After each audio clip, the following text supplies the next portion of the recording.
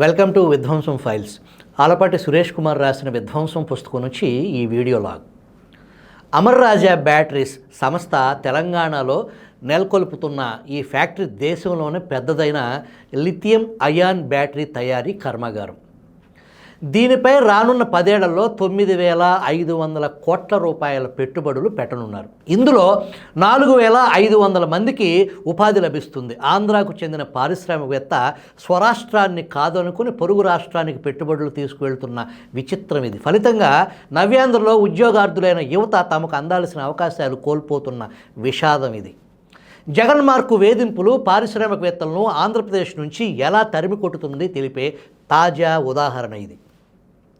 Guntur TDP MP Galla జయదేవ్కు చెందిన అమర్ రాజా batteries అంతర్జాతీయ స్థాయిలో గుర్తింపు ఉన్న సంస్థ. రాజకీయ నేపథ్యం ఉన్న కుటుంబం నుంచి వచ్చిన జయదేవ్ తల్లి గల్లా అరుణకుమారి వైఎస్ రాజశేఖర రెడ్డి ప్రభుత్వంలో మంత్రిగా పనిచేశారు. కమ్మ కులానికి చెందిన జయదేవ్ హీరో కృష్ణ కుమార్తెను వివాహం చేసుకున్నారు.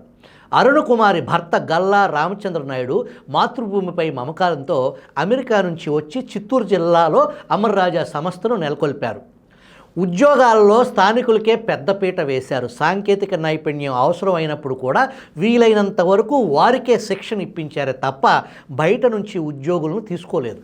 క్రమంగా ఆ సంస్థ తయారు చేసే బ్యాటరీలకు అంతర్జాతీయంగా గుర్తింపు లభించింది. వైఎస్ రాజశేఖర రెడ్డి హయాంలో ఏపీ ప్రభుత్వం అమర్ రాజా బ్యాటరీస్కు భూమి కేటాయించింది. చంద్రబాబు ముఖ్యమంత్రిగా ఉండగా సంస్థ విస్తరణ కోసం భూమి కావాల్సి వస్తే రాజకీయంగా తన ప్రత్యర్థులకు చెందిన కుటుంబానికి చెందిన ఫ్యాక్టరీ అని చంద్రబాబు ఆలోచించలేదు. వెంటనే భూమి కేటాయించారు. జగన్మోహన్ రెడ్డి ముఖ్యమంత్రి అయిన తర్వాత అమర్ రాజాపై దృష్టి సారించారు. విస్తరణ కోసం వైఎస్ హయాంలో కేటాయించిన భూములను వెనక్కు తీసుకుంటున్నామని చెప్పి మొదటి బాణం సంధించారు. అమర్ రాజా స్టే తెచ్చుకుంది. కరకంబాడిలో నడుస్తున్న బ్యాటరీల ఫ్యాక్టరీ కాలుష్యం కలిగిస్తుందంటూ ఉద్యోగుల రక్తంలో సీసం ఎక్కువగా ఉందని నిరూపించేందుకు విఫల ప్రయత్నం చేశారు. ఫ్యాక్టరీ మూసివేయాలని ఆదేశించారు. వేల మందికి ఉపాధి కల్పిస్తున్న ఆ ఫ్యాక్టరీకి అకస్మాత్తుగా విద్యుత్ సరఫరా నిలిపివేశారు. యాజమాన్యం కోర్టుకు వెళ్ళి స్టే తెచ్చుకుని ఉత్పత్తి కొనసాగిస్తుంది. ఎటువంటి సమస్యలు లేవని మద్రాస్ ఐఐటి 200 పేజీల నివేదిక ఇచ్చినా కానీ కాలుష్య నియంత్రణ పేరుతో 34 సార్లు తనిఖీలు నిర్వహించారని, నోటీసులపై నోటీసులు ఇస్తున్నారని అమర్ రాజా సుప్రీంకోర్టుకు చెప్పుకుంది. కాలుష్య నియంత్రణ మండలి వేధింపులు మాత్రం ఆగలేదు. చూసి అమర్ రాజా యాజమాన్యం కొత్త ఫ్యాక్టరీని పొరుగు రాష్ట్రం వెళ్ళిపోవాలని నిర్ణయించుకుంది. ఈ వేధింపులకు జయదేవ్ టీడీపీ ఎంపీ కావటం, అందున ఆయన కమ్మ కులానికి చెందినవారు కావటం, ఆయన పార్లమెంటులో వైసీపీ విధానాలపై పదునైన విమర్శలు చేయటం తప్ప మరో కారణం కనపడలేదు. విద్యాధికుడై ఉండి లోక్సభలో చక్కటి ఆంగ్లంలో గడగడా మాట్లాడిన రికార్డు ఉన్న జయదేవ్ ఈ ఎడతగని కక్ష సాధింపు చూసి కొంతకాలంగా మౌనాన్ని ఆశ్రయించారు. ఆయన రాజకీయాల నుంచి తప్పుకోవాలని భావించి పూర్తిగా రాజకీయాల నుంచి నిష్క్రమించారు. చిత్తూరు జిల్లాలో అమర్ రాజా యూనిట్లలో 20,000 మందికి ప్రత్యక్షంగా ఉపాధి లభిస్తుంది.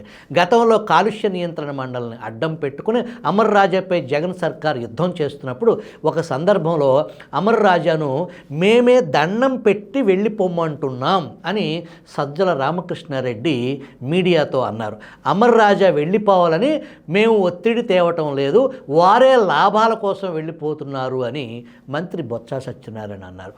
కారణాలు ఏమైనా ఒక పరిశ్రమ వెళ్ళిపోతుందంటే ప్రభుత్వం బతిమాలి బామాలి ఉండేలా చూస్తుంది. నిజంగా కాలుష్యం వంటి సమస్యలు ఉంటే పరిష్కారానికి ఉపాయాలు వెతుకుతారు, అంతేగాని దండం పెట్టి వెళ్ళిపోమనరు. ఈ వైఖరి చూస్తే విషయం అర్థం కావటం లేదు.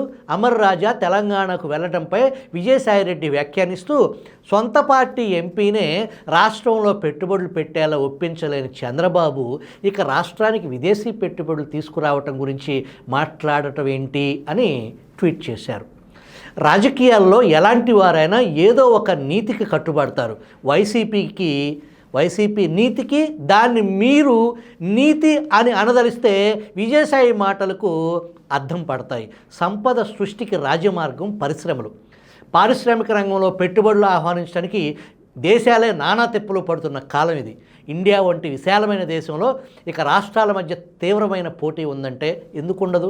జగన్ ప్రభుత్వం వేధింపులు తట్టుకోలేక అమర్ రాజా వేరే చోట పెట్టుబడులు పెట్టేందుకు చూస్తున్నదని తేలటంతో తమిళనాడు, తెలంగాణ పోటీ పడ్డాయి. చివరికి తెలంగాణ గెలిచింది. తెలంగాణలో అమర్ రాజా సంస్థ 9,500 కోట్ల రూపాయలు, ఎంత? 9,500 కోట్ల రూపాయల పెట్టుబడితో లిథియం బ్యాటరీ పరిశ్రమ పెడుతున్న వార్త సాక్షి పత్రికలో ప్రచురణకు కూడా నోచుకోలేదు. 2019లో జగన్ ప్రభుత్వం ఏర్పాటైన తర్వాత వచ్చిన పరిశ్రమల కన్నా పోయిన పరిశ్రమలే ఎక్కువ. అమరావతి ప్రాంతంలో స్టార్టప్ ఏరియాలో అభివృద్ధికి ముందున్న ప్రభుత్వంలో ఒప్పందం కుదుర్చుకున్న సింగపూర్ కన్సార్టియంను వెళ్ళగొట్టడంతో మొదలైంది జగన్ సర్కార్ తడాకా. పెద్ద పేరున్న ఫ్రాంక్లిన్ టెంపుల్టన్ కంపెనీ విశాఖలో $70 మిలియన్ పెట్టుబడితో టెక్నాలజీ డెవలప్మెంట్ క్యాంపస్ను ఏర్పాటు చేయడానికి ముందుకొచ్చింది.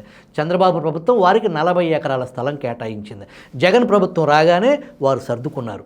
యునైటెడ్ అరబ్ ఎమిరేట్స్కు చెందిన లూలు సంస్థ విశాఖలో international convention centre, mega shopping mall ఏర్పాటుకు 13.83 ఎకరాల స్థలాన్ని టీడీపీ హయాంలో లీజుకు తీసుకుంది. జగన్ రాగానే లూలుకి ఇచ్చిన స్థలం వెనక్కి తీసుకున్నారు. 3,500 కోట్ల రూపాయల ప్రాజెక్టును తమిళనాడుకు తీసుకువెళ్లిన లూలు ఇక ఆంధ్ర దరిదాపులకు వచ్చేది లేదని ప్రకటించింది. అనంతపురం జిల్లాలోని రాప్తాడు దగ్గర అండర్ గార్మెంట్ ఫ్యాక్టరీ పెట్టడానికి ముందుకు వచ్చిన జాకీ బ్రాండ్ సంస్థ పేజ్ ఇండస్ట్రీస్కు గత ప్రభుత్వం 27 ఎకరాలు కేటాయించింది. ఈ మధ్య వారు కూడా సర్దుకున్నారు. మీ భూమి మీరు తీసుకోండి, మా డబ్బు మాకు ఇచ్చేయండి అంటూ ప్రభుత్వానికి లేఖ రాశారు. తెలంగాణలో యూనిట్ పెట్టేందుకు సన్నాహాలు చేశారు. అధికార పక్షం ప్రజాప్రతినిధి డబ్బు డిమాండ్ చేయడంతో పేజ్ సంస్థ ఈ నిర్ణయం తీసుకున్నట్లు మీడియా రిపోర్ట్ చేసింది. ఆ ప్రతినిధి ఎవరో కాదు, రాప్తాడు శాసనసభ్యుడు తోపుదుర్తి ప్రకాష్ రెడ్డి అని టీడీపీ ఆరోపించింది.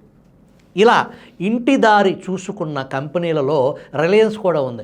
గత ప్రభుత్వం హయాంలో వారు తిరుపతి సమీపంలో ఎలక్ట్రానిక్స్ తయారీ యూనిట్ను నెలకొల్పడానికి ముందుకొచ్చారు. ప్రభుత్వం 136 ఎకరాలు కేటాయించింది. జగన్ వచ్చిన తర్వాత వారికి 75 ఎకరాల స్థలం అప్పగించారు. అయితే కొందరు భూముల యజమానులు కోర్టుకు వెళ్ళారు. వేరే చోట భూములు ఇస్తామన్న ఏపీఐఐసి ప్రతిపాదనను తిరస్కరించింది. రిలయన్స్ తరలిపోయింది. ఇచ్చిన భూములు తిరిగి అప్పగించేసింది. యుఎస్కు చెందిన ట్రైటాన్ సంస్థ 727 కోట్ల పెట్టుబడితో రాష్ట్రంలో సోలార్ బ్యాటరీల తయారీకి గత ప్రభుత్వంతో ఒప్పందం కుదుర్చుకుంది. ప్రభుత్వం మారిన తర్వాత పరిస్థితులు గమనించి తెలంగాణకు తరలిపోయింది. ప్రకాశం జిల్లాలో 24,000 కోట్ల రూపాయల పెట్టుబడితో పేపర్ ఇండస్ట్రీస్ యూనిట్ను పెట్టాలనుకున్న Asian pulp and paper mills సంస్థ ఆ ప్రతిపాదన విరమించుకుంది. చిత్తూరు జిల్లాలో కియా కార్లు తయారు చేస్తున్న కొరియా సంస్థ రాష్ట్రంలో విస్తరణ ప్రతిపాదనలు మానుకుంది. వెనక్కి వెళ్ళిన పరిశ్రమల మొత్తం విలువ 1,73,000 కోట్ల వరకు ఉంటుందని ఆంధ్రజ్యోతి పత్రిక లెక్కగట్టింది. ముందున్న ప్రభుత్వం హయాంలో ఏపీ దారి పట్టిన ఈ పరిశ్రమలు అధికారం చేతులు మారగానే ఎందుకు నిష్క్రమణ బాట పట్టాయనేది అర్థం చేసుకోవడానికి పెద్ద తెలివితేటలు అక్కర్లేదు. గత 4 ఏళ్లలో తెలంగాణకు 44,590 కోట్ల విదేశీ పెట్టుబడులు రాగా ఏపీకి 6,490 కోట్లు మాత్రమే వచ్చాయి. ఈ లెక్కలు చెప్పింది కేంద్ర ప్రభుత్వం. ఐటీ పరిశ్రమలను ప్రోత్సహించే నాదుడే లేడు. జగన్ ప్రభుత్వం వచ్చిన తర్వాత విశాఖపట్నం నుంచి హెచ్ఎస్బీసీ, ఐబీఎం వంటి కంపెనీలు నిష్క్రమించాయి. అనేక స్టార్టప్ కంపెనీలు మూతపడ్డాయి. విశాఖలో 2023 మార్చి నెలలో అట్టహాసంగా ప్రపంచ పెట్టుబడిదారుల సదస్సు నిర్వహించారు. 13 లక్షల కోట్ల రూపాయల మేరకు పెట్టుబడులు వచ్చాయని ముఖ్యమంత్రి జగన్ ఘనంగా చెప్పుకున్నారు. 2022 మే నెలలో ముఖ్యమంత్రి మొదటిసారి దావోస్ వెళ్ళి వివిధ సంస్థలతో 1,20,000 కోట్ల రూపాయల మేరకు ఒప్పందాలు కుదుర్చుకుంటూ చెప్పారు. తీరా చూస్తే ఇక్కడి ఆదాని, గ్రీన్కో, అరబిందో వంటి సంస్థలతో చేసుకున్న ఒప్పందాలే అవి. విశాఖ సదస్సు ఒప్పందాలు కనీసం అలాంటివి కూడా కావు. అన్నీ ఉత్తి సొల్లు కబుర్లే.